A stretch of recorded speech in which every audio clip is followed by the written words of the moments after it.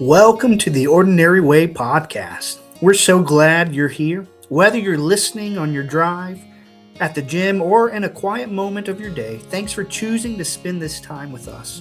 Before we jump in, if this podcast has encouraged you or helped you grow in your faith, would you take a quick second to like, follow, or share it with someone else? It really does help more people discover these conversations. And if you would like to support what we're doing, you can do that through Buy Me a Coffee, which is a simple platform that helps listeners give and keep this ministry going. Your generosity, big or small, makes a real difference, and we are incredibly grateful. All right, let's dive into today's episode.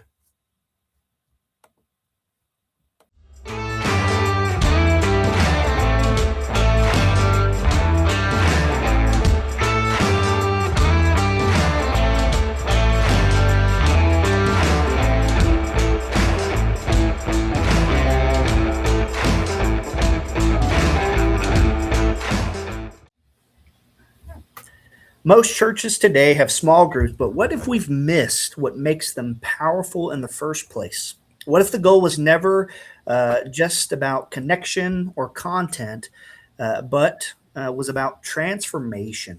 You know, there's a question that used to define the Methodist movement. It's simple, but uncomfortable. It's not how are you doing or how has your week been.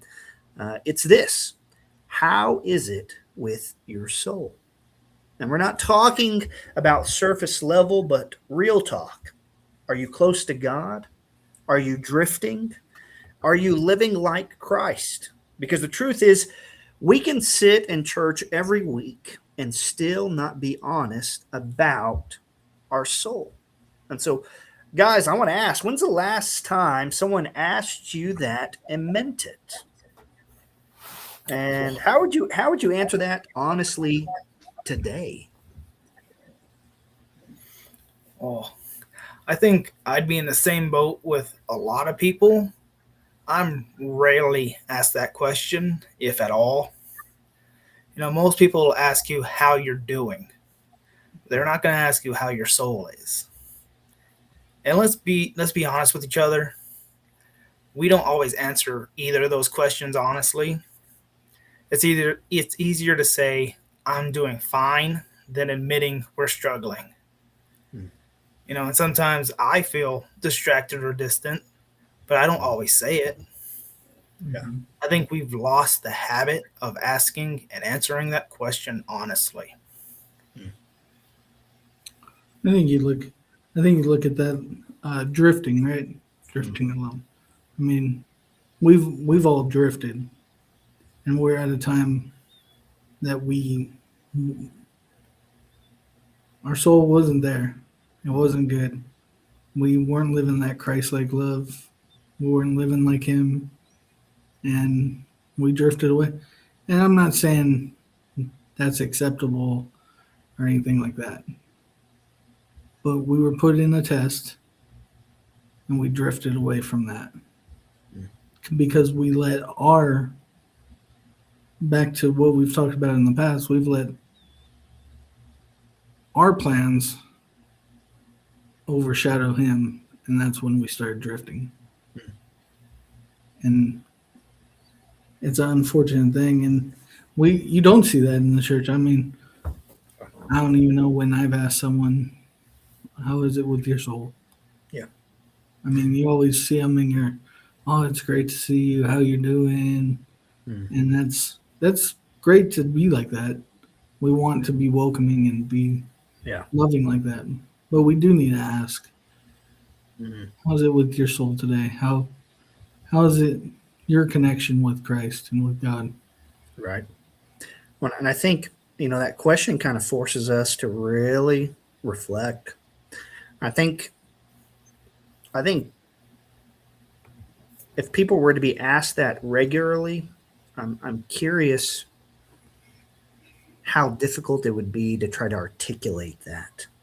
Because I think even sometimes in like the default, kind of like what Ryan was saying, we ask, how are you going? Oh, it's going well. It's going good.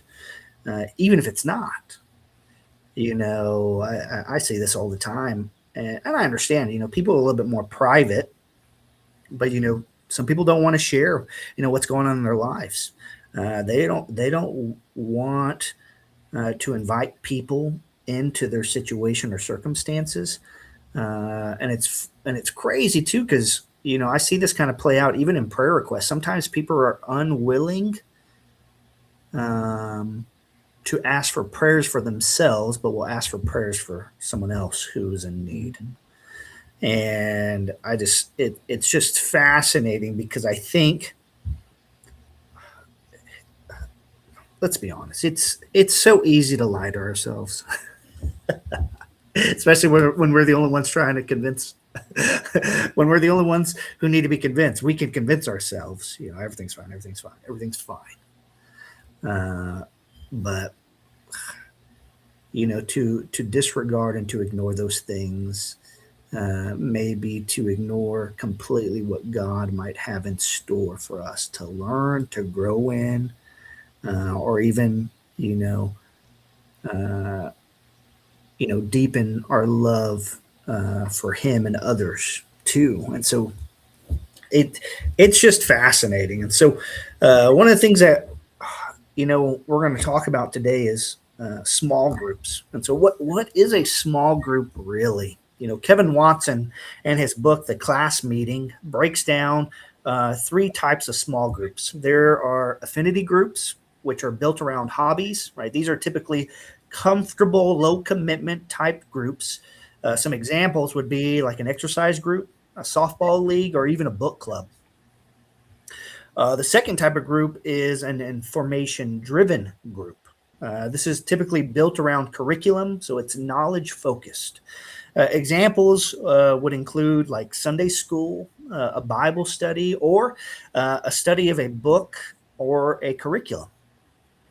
And then the third type of small group are transformation-driven groups. And so these are built around life change. They are focused on the soul.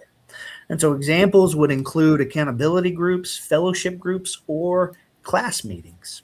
And so the modern church may be over-informed but under-transformed. And I would agree with this. We have so much access to information. It is crazy. And now with AI, goodness, it does not take long to get a good grasp on a subject.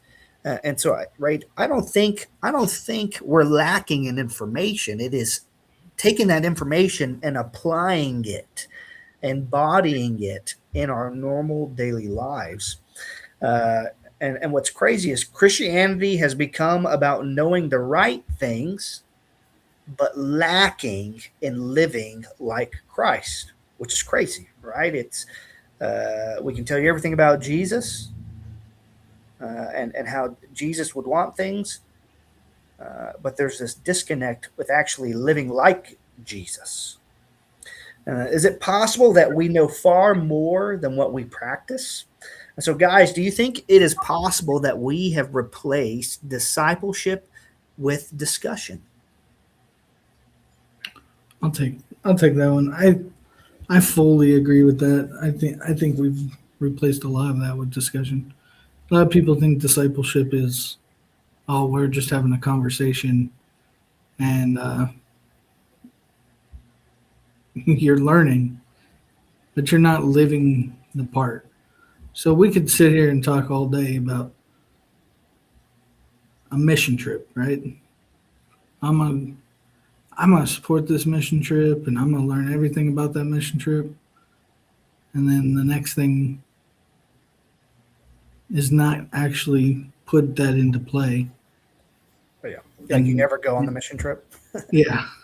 You know all this information about it, but then you won't actually go and do it. So I'm not trying to be blunt about that, but I think we see that a lot in the world now, right? Mm-hmm. As people get so stuck on, I want to learn how to skateboard. So if I watch a bunch of videos on how to skateboard, I'll know how to skateboard. or vice versa, right? Painting, and then they do it the one time, and they're like, "Nah, that wasn't like I thought it was. It's not what the book said. It wasn't like the video said." So you go around and you just keep trying these different things. Yeah. Well, people don't understand. Sometimes you got to fall. Yeah. Got to fail. Sometimes you got to fail. You got to get back up, and you got to do it again. That's trial and error. Yeah, discussion and discipleship is two different things. A discussion is we can talk about it all day and we can study about it. But until we get out there and sometimes face plant a few times, right? Yeah, we ain't truly learning.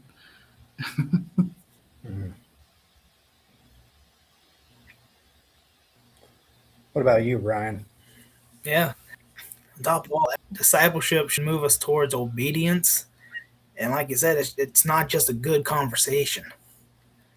And I think discussion gets easier because it doesn't require personal change. Or you go on obedience and just forces personal us opinion. to confront areas. Yeah. We'd rather avoid. Yeah. Oh no, that's huge. Well, and it is. It's right. There comes a point where there needs to be demonstration. It's funny, reading. I can't remember where Paul says it. He says, I did not come, with wise and persuasive words, but with a demonstration of the Spirit's power. Christianity is not a theory. It's not some abstract idea. Jesus isn't just a character in a book. He's a real man who is the Son of God. And he's alive today. And that affects our lives as followers of Jesus. And so, these words in this book that have been revealed by God, they're not suggestions. They're not self-help comments. No, these are legitimate things that Jesus, who is Lord and Savior, communicates to us as a lifestyle. Okay, if you're going to be my follower, do these things. And what's amazing is not only does Jesus, he does discuss them, but it's usually always after he's demonstrated it. It's after he's demonstrated. It's they're like, what are you doing, Jesus? Can he say that? But I think, right, discipleship has to move beyond just information. It has to be practically applied. And this is what I love about, John Wesley and the whole Methodist movement. That was kind of the whole idea, it's how do we practically live out the Christian faith with obedience? And so, and as I say this, I'm not saying, theological discussions and theory and these things are bad. I think they can be very beneficial and deepen our love for God. But if they aren't, and if it's just to, kind of just blow air in our head, it's pointless. And so unless it's deepening our love for God and for others, which implies that there's action, right? There's action leading us deeper in love for God and love for others. Is it discipleship, or are we just having a discussion? And honestly, anyone can have a discussion. Yeah. And so let's talk about the power of class meetings. Class meetings weren't about content. They were about accountability and transformation. And so the focus was real-time spiritual condition, right? So this question, how's it with your soul? The focus was to know what is going on spiritually. And even as I say that, that doesn't mean you're not talking about what's happening in your life. No, that's exactly what it means, because what's happening in your life is going to affect you spiritually, whether you recognize it or not. Sometimes it's positively, sometimes it's negatively, sometimes it creates doubt, sometimes it distracts us, sometimes it keeps us busy to keep us from being in tune with the Spirit of God. And so, class meetings were focused on where is our soul and how is it doing. It was an honest conversation about obedience, struggle, and growth. And what I love about these class meetings is it was more than just studying. It was about practicing faith. Because again, right, faith requires practice. You know, when God calls us to do these things, it's not because He expects us to do them perfectly. No, He just asks us to be faithful and obedient. Right? God's going to have grace if we don't do it completely right, or if we fail, especially if our heart is in the right place. And even as I share all of this, all of this sounds simple, but in all honesty, this is very hard, because true transformation, requires vulnerability, and that is uncomfortable. Talking about real struggles feels exposing. We've been conditioned by the culture around us that we need to keep our faith private, or at least polished, right? It needs to look clean. But the fact is real faith isn't that way. It's messy. Man, we look at the Old Testament, we look at all the stories.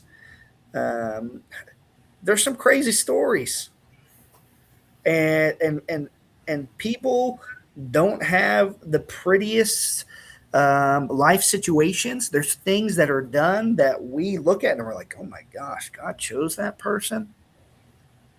Like, I think, for example, Judah sleeping with his like his daughter-in-law, because he held off giving his youngest son to her so that she could have a child, and so she pretends to be a prostitute and then sleeps with her, gets pregnant. And I'm thinking, okay, it's one thing you slept with your daughter-in-law, got her pregnant, but did we just skip over the fact that he was sleeping with prostitutes? That's that right. That's the whole reason we even got to the really crazy part. But again, and so faith isn't always polished. And so, guys, what do you think holds people back from being honest about their spiritual life? I think fear is probably the number one reason of holding people back, because people are afraid of being judged or seen differently by everyone else. And maybe pride can play a role in it as well, because we want to appear strong. Right, yeah. Better But than we are. admitting you're struggling is almost like admitting you're failing. Well, it's not. Yeah, I have to piggyback off what you said. I think it's people are embarrassed, they're scared, and they don't want to just come in and just say, "Look, I need help." I mean, even us here. I mean, all three of us have gone through things where we've just sat there and like, I don't know what to do. I'm praying. I don't know what to do. And sometimes you just need that friend to, can you sit, pray with me, talk? I mean, sure, you might be nervous. You might be a little scared because you're like, I don't want them to know what I'm going through in my life right now. I mean, Yeah. I got a bunch of craziness happening, and they're gonna. Yeah. I mean, Right. Yeah. I think you're spot on. Like, it's hard. It's hard. Well, because I think there's a little bit of like fear of rejection, Mm-hmm. right? There's definitely pride, right? We want to be seen, better than what we are.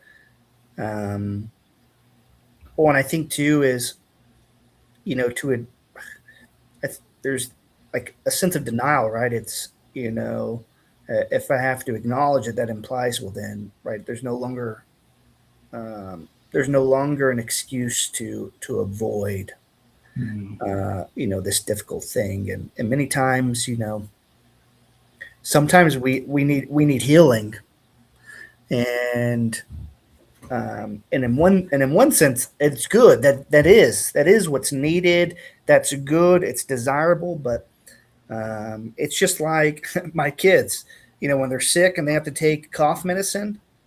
It's disgusting, and I have to convince them like it's going to make you feel better. It's going to make you feel better. And I can no, I don't want it. I don't want it. And in the same way, right? It's hey, the very thing you don't want to do is the very thing you need to do Yeah. to heal, to grow, to move beyond the complacency of where you're at, and to break the chains, to bring down the strongholds, to receive the encouragement and the reassurance that you've been searching for. But you have to be vulnerable first, right? It's like the saying, hey, you can't solve a problem if you're unwilling to acknowledge that there is a problem. Mm-hmm. And I think that's what we do, uh, when we withhold our honesty about our spiritual life. And so, looking back at why Methodism grew, in 1776, 2.5% of the religious adherents in, right, the 13 colonies, because this is the beginning of the American Revolution. 2.5% of the religious adherents during that time were Methodist. And so we had, the Revolution, the United States is created, and by 1850, so right, this is less than 100 years. Uh, Methodism grows from 2.5% to 34%. And the question that is always asked is, what caused this change? Some argue that it was because everyone who was a Methodist was expected to be in a class meeting. When people converted to Christianity, they were immediately placed into discipleship, weekly accountability, where faith was practiced, not just learned. And as we think about rebuilding a culture of classes, we need to recognize that we don't just need more groups, we need the right kind of groups. Groups center on accountability, obedience, real life application, and spiritual honesty. What if what if every person in our church had a space where they were known, challenged, and growing? And so let me ask you guys, what would it take to shift from an information driven to a transformation driven group? I think you'd have to start by redefining what success looks like. If success for that group is just finishing the content, then you're always going to be information driven every time. Mm-hmm. No, but if success means life changing, our approach has to shift from or to leaders needing to ask deeper questions and then allow the uncomfortable silence that comes with it. Mhm. You need a culture that values the honesty over having everything put together. Yeah. I think you need transparency from who's leading those groups too. Yeah. Let's be honest. I mean, let's say I'm leading the group. I mean, everything ain't sunshine and rainbows all the time. I So you mean, got to lead by example. yeah, and you just need to be open with your group as well. And Mhm. those leaders of those groups need to be, look, this is my story. This is what I lived, and I'm standing here today in the presence of Christ. Mm. And Right. that's where we need to get to, right? Mm. And I'm not saying you say, oh, I did it all, just me and Jesus, because people come into your life for a reason. I mean, Yeah. they're there for a reason. God put them there in that time of need for you, Mm. and you might be there for someone else in their Right. time of need. You don't know the plans. Yeah. Just live in it and embrace it, because at the end of the day, we're just trying to build the kingdom of heaven. Right. Yeah. Yeah. No, I think some of the things that y'all have shared are spot on, and I love that you mentioned, right.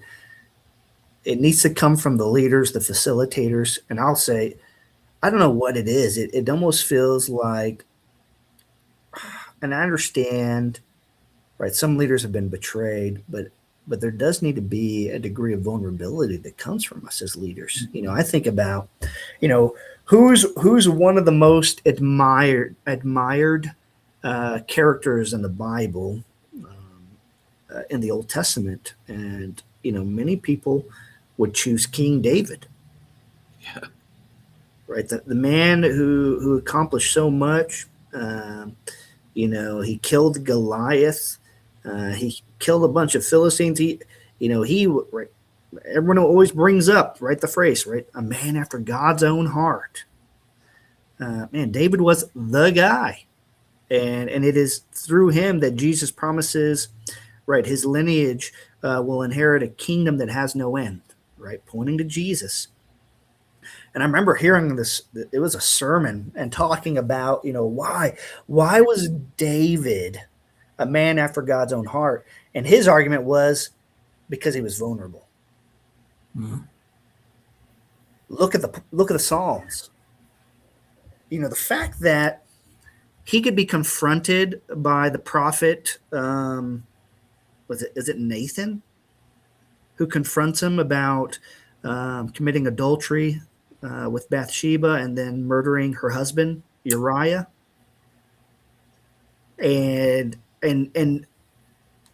knowing that in his confrontation that David could have just killed him, just had him killed like nothing, and for David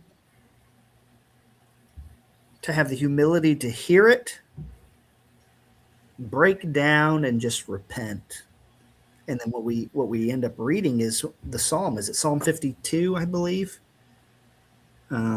Which is written in response to his confession and repentance. And I'm just, imagine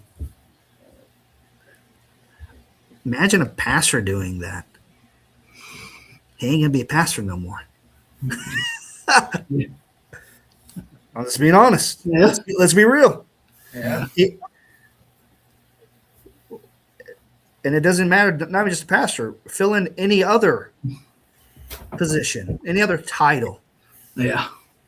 Imagine being the Pope. Nope, you're done. But God wasn't done with him. It's incredible, because again, right? Go ahead. I think that definitely shows what we're talking about, drifting. Yeah. Well, and I would say too, the fact is like, yes, God is focused on the good and the bad, but even more so, it's on the becoming. Mm. Who are we becoming? And I think we forget that. God's focused is on our potential, who he sees that we're becoming, who we've been called to become. And I think this is what this idea of classes is about. We know what God desires for us to become. We're to become like Jesus, and right, we've been predestined for good works. God is transforming us into the image of his Son day by day. And so that's the focus. Uh, and the reality is God already knows you're going to screw up. He knows you're going to misspeak. He knows you're going to be unloving. He knows you're going to act out. He knows you're going to give in to your temptations, to your weaknesses. You're going to react in ways that are not like Jesus. But again, it's not about just those individual things. It's about all of them and moving in the direction of who God is calling you to become. And I think what we need to do is we need to shift from the content that we have in front of us and realize, we're the content. We are God's content, and He is transforming us. And we need to ask ourselves, okay, Lord, this is where I'm at. And how are you using the people around me to help shape me, mold me into the image of your Son? And how can I help them to help shape, mold them, and make them into the image of your Son? Because it's not something we can do on our own, but it does something that requires vulnerability. It requires a place where people are going to experience grace and forgiveness and compassion. And so I think I think for us to shift from information driven to transformation driven, we need to move from being task oriented to being relationship oriented. And I think that's the issue is we're so task oriented that we've overlooked that ministry, Christianity, it's about people. Amen. And so as we wrap up this week, we want to invite our listeners to take a look at your current group experience. If it isn't transformation driven, what will it take to become one? Because until then, I want to challenge you all to ask someone this week, how is it with your soul? And don't be afraid to be vulnerable. We'll catch you on the next episode.